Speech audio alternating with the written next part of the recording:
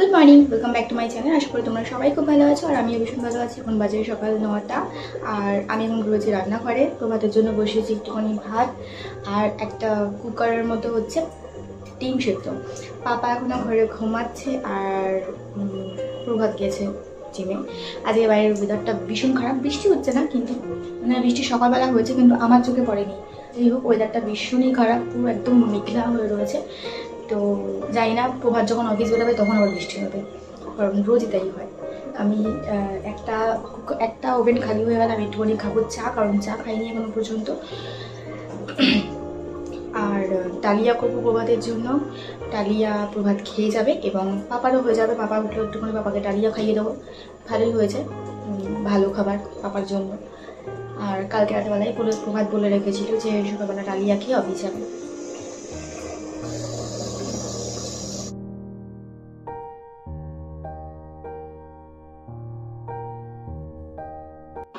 তো আমি একটুখানি মুসুরির ডাল বসাবো, তার জন্য আমি প্রেশারেই করি। ডাল যা করি একটা দুটো সিটি দিলেই হয়ে যায়। আর সকালবেলা রান্না থাকে প্রচণ্ড তাড়া, তার জন্য তো প্রেশার কুকার তো আমার লাগেই। দুটো তিনটে প্রেশার কুকার আমার, তার মধ্যে দুখানা কাজে লাগাই আর একটা এখনও ইউজ করি না, কবে আবার লাগবে ওটাও ব্যবহার করব। তো ডালটা ধুয়ে নিয়ে ডালের মধ্যে একটুখানি আলু কেটে দিয়ে দেবো। তো ডাল আর আলুটা একসঙ্গে সেদ্ধ করে নেবো। আর একটা কুকারে বসাবো হচ্ছে ডালিয়া। প্রভাত ডালিয়া খেয়ে যাবে বললাম ফার্স্টেই। তো ওটার মধ্যেও আবার আলু দিতে হবে। আলু ছাড়া এরা আর কিছুই বোঝে না, আলু ডিম চিকেন এইসব ছাড়া এরা আর কিছুই বোঝে না। আমি অনেক বলি এটা সেটা সবজি টবজি আনতে, যদিও পাপার খাওয়া শুধু আমার আর প্রভাতেরই হয় না, পাপার হয়, কারণ পাপা এভরিডে সবজি খায়, মা দেয় নিচ থেকে, এভরিডে পাপা সবজি খায়, তার জন্যই আমরা অত চাপ নিই না। না হলে হয়তো আমাদের সবজি শাক সবজি এ সমস্ত আনার একটা ইয়ে থাকতো পাপার জন্য অন্তত, কিন্তু পাপা যেহেতু খায় সেহেতু আমরা চাপ নিই না, আমরা এই ডিম চিকেন ডাল এইসব খেয়েই কাটিয়ে দিই। তো যাই হোক, আমি বসিয়ে দিলাম ডালটা। আর বাচ্চারাও পাচ্ছ নিশ্চয়ই। তো পাপা ঘুম থেকে উঠে গেছে, পাপা ঘুম থেকে উঠেই আমার পেছন ঘুরঘুর করছে, ওকে একটুখানি জল খাওয়ালাম। আর ভাতটা হয়ে গেছে, তো ভাতটা টিফিন বক্সে ভরে দিচ্ছি প্রভাতের জন্য। প্রভাত ভাত নিয়ে যাবে, ও সকালবেলাতে ভাত নিয়ে যায় আর ডালিয়াটা খেয়ে গেল আজকে, আবার রাতে এসে রুটি খাবে। একটা বেলায় ভাত খায়, কারণ জিম করে সেহেতু এখন বহুত প্যাকনা হয়েছে, আমার রাগ হয় মাঝে মধ্যে। তো যাই হোক, ডালিয়াটা আমি প্রেশার কুকারে সেদ্ধ করে নিয়েছি। এবার একটুখানি সর্ষের তেল, তার মধ্যে একটু সাদা জিরা, একটুখানি তেজপাতা, শুকনো লঙ্কা, গোটা গরম মশলা, এই সমস্ত ফোড়ন দিয়ে ফোড়নটা প্রেশার কুকারে দিয়ে দেবো। তারপরে একটু নুন মিষ্টিটা চেক করে নেবো, ব্যাস আমার ডালিয়া রেডি। পাপাও খাবে, প্রভাতও খাবে, আমার খাওয়া দাওয়া লাগে না, ওরা খেলেই আমার খাওয়া হয়ে যায়, তো আমার খাওয়া দাওয়া লাগে না, অল্প করেই বসিয়েছি। আমি কিন্তু পারতাম আর একটুখানি বসাতে আমার জন্য, কিন্তু ওই যে বললাম আমার খাওয়া দাওয়া সকালে একদমই লাগে না। তো আমি প্রভাতের খাবারটা বেটে নেবো আর প্রভাতেরটা বেড়ে নিই, তারপর আমি পাপাকে একটু খাওয়াতে যাবো। আর দেখো একদম পাতলা হয়েছে। এটা একটুখানি ফ্যানের হাওয়াতে রেখে দিলেই একটু ফ্যানের তলায় থাকবে, কারণ প্রভাত এক্ষুনি খাবে না, ও বাথরুমে রয়েছে, বেরালে খাবে, তাও 10-15 মিনিট সময় লাগবে এখন ওর বেরাতে। তো ততক্ষণে এটা একটুখানি টাইট হয়ে আসবে। আর দুখানা ডিম সেদ্ধ করেছি, দুখানা ডিম ছুলে দিয়ে ওকে দিয়ে দেবো, রেডি করে রাখবো একদম পাখার হাওয়াতে, বাটার দিয়ে ও আসলেই ওর মুখে একদম ঠুসে দেবো। তো চলো আমি ডিমটা ছুলে এখানে রেখে দিয়ে যাই ওর খাবারটা, আর পাপাকে খাওয়াতে যাই ঘরে।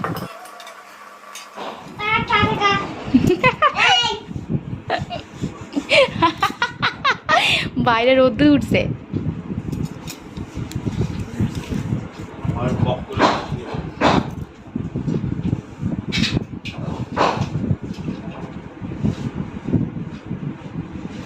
এই কি লাগাচ্ছিস ওখানে প্যান্টের মধ্যে, এই ছেলেটা?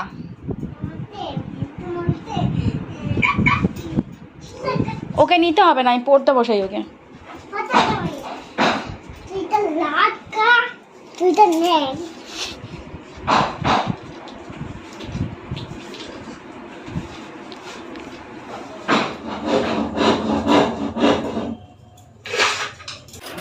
তো প্রভাত বেরিয়ে গেছে অফিস, আর পাপাকে প্রভাতের কাছ থেকেই পাঠিয়ে দিই, মানে প্রভাতই নিয়ে যায় পাপাকে যাওয়ার সময় অফিসে। ও নিচে থাকে প্রায় 1-1.5 ঘন্টার মতন, কখনো 1-1.5 ঘন্টা থাকে, কখনো আবার কম থাকে, কখনো আবার বেশিও থাকে। তো আমি ওরা চলে যাওয়ার পরেই আমি লেট করলাম না, বসিয়ে দিয়েছি একটুখানি দুধ চা, কারণ আমি একটুখানি দুধ চা খেতে খেতে কাজ সেরে নেবো। আজকে আর বসে আরাম করে চা খাবো না, সেই সময় নেই। বাসন ধুতে দুধ চা করছি, চাটা হয়ে গেলে ছেঁকে ওটা খেয়ে তারপরে আমি ঘর দোয়ার মুছে চলে যাবো ফ্রেশ হতে। তো এখানে অনেক কটা বাসন প্রায় জমেছিল, তো বাসনগুলো সমস্ত কিছু ধুয়ে নিলাম। এবার চলে আসলাম সোজা ঘর মুছতে, ঘরটা মোছা হয়ে গেছে, এবার আমি রান্নাঘরটা মুছে নিয়ে বাথরুমে ঢুকবো। তো এইমাত্র আসলাম স্নান করে, আর এখন বাজে হচ্ছে গিয়ে 12:30। ঘরের সমস্ত কাজ তো সারলাম, তোমরা দেখলে। আর পুজো দিতে দিতে পাপাকে একবার আওয়াজ দিলাম, পাপা রয়েছে নিচে, বললাম উপরে আসতে, কারণ স্নান টান করেছে তো মনে হয়, কারণ করিয়ে দেয় নিচে থাকলে। এই সময়টা কলের যে জলটা আসে সেই জলটাতে টাটকা টাটকায় স্নান করিয়ে দেয়। তো তাও একবার ডাক দিলাম যে খাবে, সেই সকালবেলা ঘুম থেকে উঠে ডালিয়া খেয়েছে। তো আওয়াজ তো দিল, হ্যাঁ করলো, আমি ডাকলাম পরে, কিন্তু তারপর আর কোনো সাড়া পেলাম না, যেই আমি বললাম উপরে আসতে।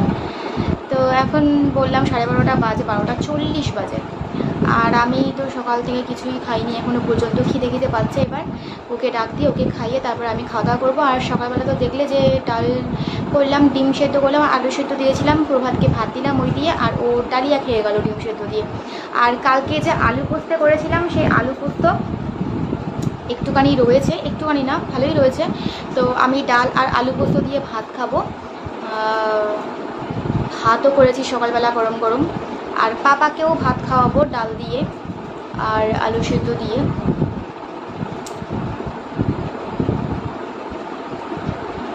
আর সকাল থেকে ওয়েদারটা তো একদমই খারাপ ছিল, এখনও খারাপই রয়েছে, শুধু মাঝে মধ্যে একটুখানি রোদের ঝলক দেখা দিচ্ছে। এই জন্য আমি আবার এক গাদা ধোয়া কাচা করলাম, এভরিডে ধোয়া কাচা থাকে।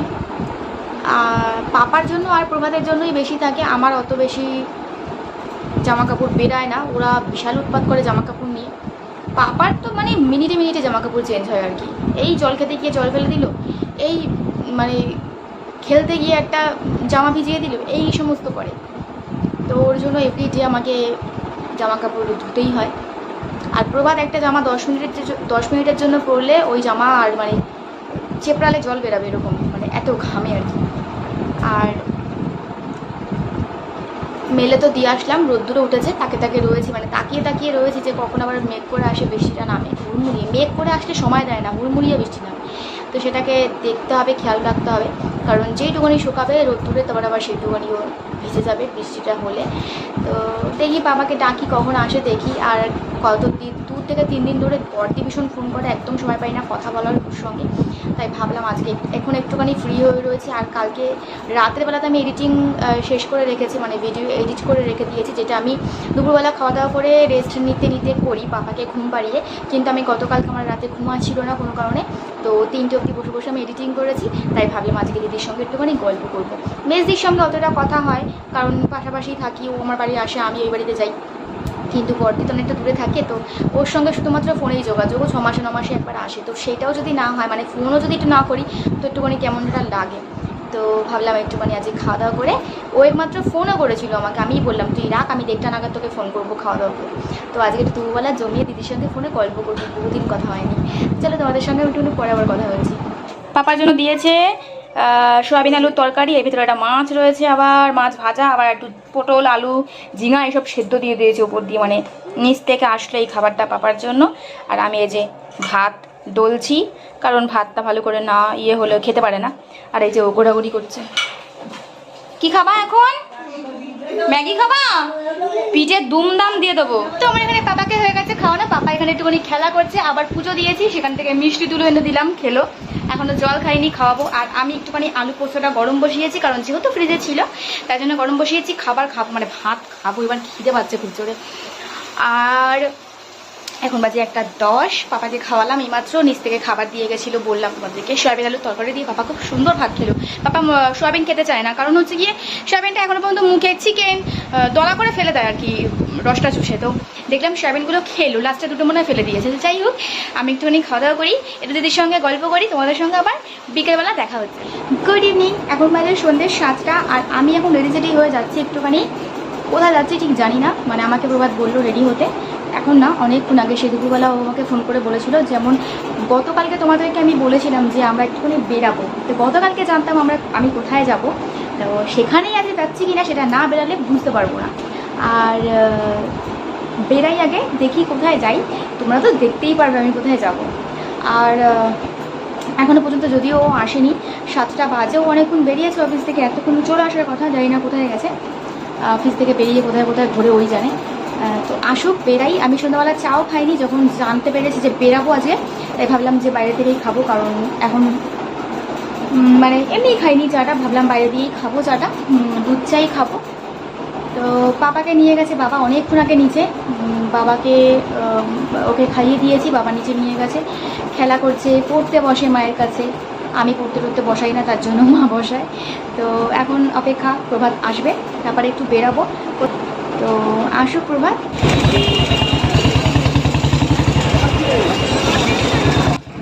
তো আমরা বেরিয়ে গেছি আর রয়েছি হাতিবাগানের দিকে, মানে রয়েছি বলতে হাতিবাগানের উদ্দেশ্যে আমরা আসিনি, আমরা হাতিবাগানের ওপর থেকে যাচ্ছি। কোথায় যাচ্ছি? আমরা যাচ্ছি হচ্ছে কুমোরটুলিতে।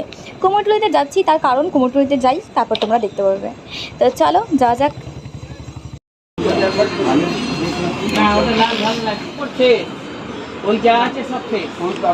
আর কিছু আসবে নাকি? এই শাইনিং দেবে, লাইট দেবে।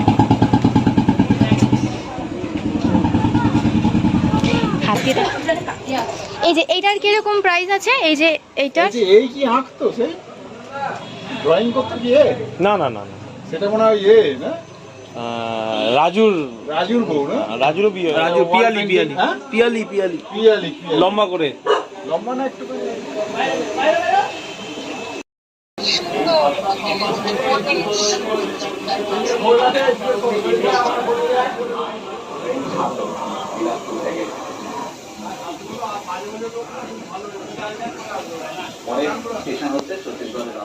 কি বেবি গণেশ বেবি। কি দাম পড়বে গো? এই নিচে রয়েছে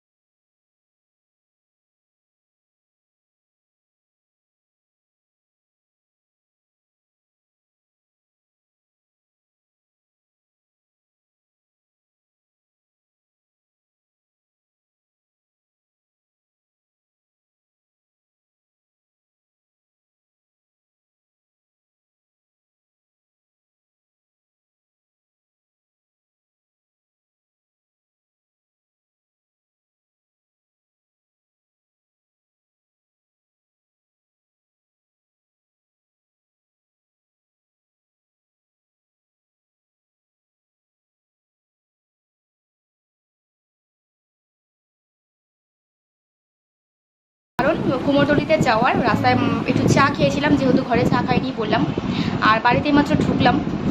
এখন বাজে হচ্ছে গিয়ে 9:45, রাতে রান্না রয়েছে, আর রাতে রান্না রয়েছে। তো চলো ভিডিওটা আর আজকে কন্টিনিউ করলাম না, এখানেই শেষ করি। তোমরা সবাই ভালো থেকো, সুস্থ থেকো, আর অবশ্যই অবশ্যই আমার ভিডিও দেখতে থাকো। আর তোমরা যারা আমার চ্যানেলে নতুন, তারা প্লিজ আমার চ্যানেলটিকে সাবস্ক্রাইব করে দাও না গো। তো আজকের মতন টাটা, গুড নাইট।